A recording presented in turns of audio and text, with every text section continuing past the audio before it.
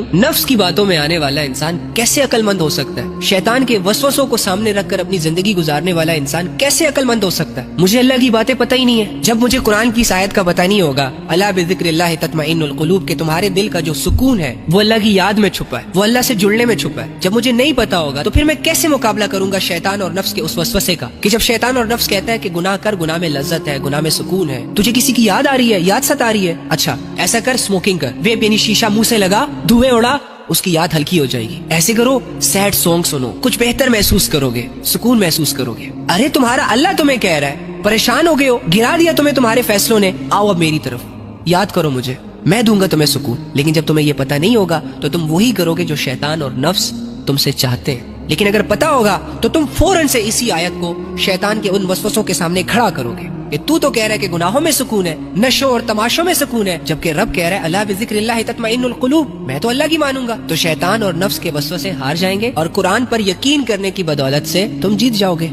तुम इसीलिए हारते हो क्योंकि तुम्हें पता नहीं है कुछ, तुम्हारा यकीन डिस्टर्ब है, तुम्हारा भरोसा डिस्टर्ब है।